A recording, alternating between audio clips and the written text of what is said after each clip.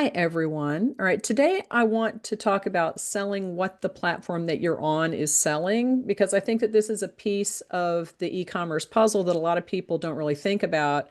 And you think, oh, the platform is Etsy. We're going to talk mainly about Etsy here, but as far as handmade goes, you're just saying, oh, it's going to work on Etsy regardless. Maybe not, because different platforms kind of push different products. And unless you're going to send your own traffic, in which case, get your own website. Because if you're going to do all of your traffic driving yourself to get sales, then you might as well have your own website and keep all your own fees, right? If you want to use a platform, you need to be aware of what sells on that platform. And the easiest way to see what sells on the platform is to look at the first page of search, because every platform will show the most popular things, the things that are selling on the first page of search, because that's marketing. They know that that's what's selling and they're just going to keep showing it again. So let's go on over to Etsy, and I'm going to go to 4 different platforms to show you the differences in what is selling on each one. And we're going to use Christmas and holiday cards as the example. Now, I asked people in my Facebook group, where do you shop for Christmas and holiday cards? And most of them said Amazon. So, okay. But that to me shows that they're not really looking for specifically customized things. But there are people who said that they come back to Etsy specifically for one person's artwork. That's good marketing, because that means that that person has converted them to a repeat customer. So that's really our jobs, is to take an Etsy customer that found you through search and turn them into a repeat customer with a good product, good customer service, and all that kind of stuff. But anyway, what I want to do right now is just like, let's look. This is a lot of color. There's cartoons. I'm not seeing, okay, this one looks like it's personalized just based on taking a picture and making the illustration, but there's a lot of illustrations here. This one has a photo in it. There's not a whole lot of pictures of people, and one person in our group said that he was violently opposed to Christmas cards with photos on them. So he would not be buying from some of the other places I'm going to look at. But there are a lot of people want the customized Christmas cards, and there's not a whole lot on here. There's a lot of humor. This is a good one. There's a lot of funny stuff. There's a lot of color. There's a lot of illustrations and cartoons.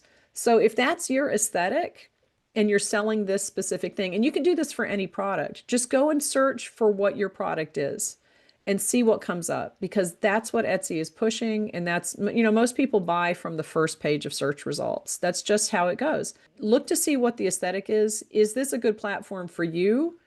Maybe, but there might be better platforms depending on what you're selling, and you need to make that judgment for yourself.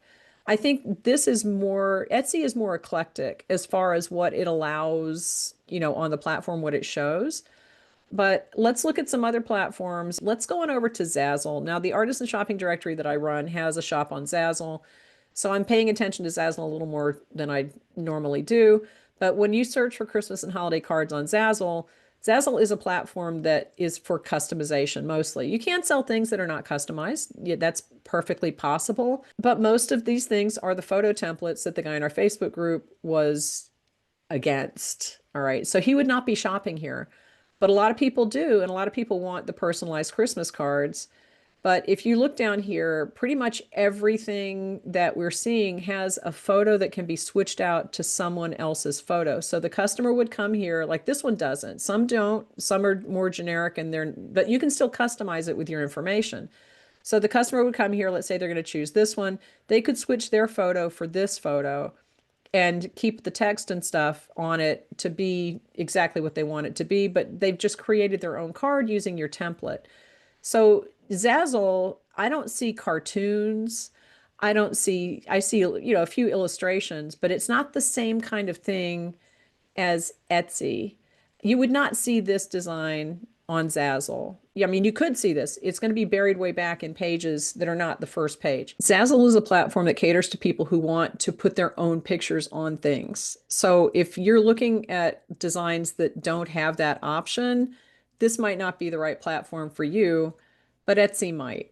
Okay, so just keep that in mind. And now let's go over to Minted. Minted is an option to sell if you want to apply. They are a curated marketplace, and look, they don't even put the prices on.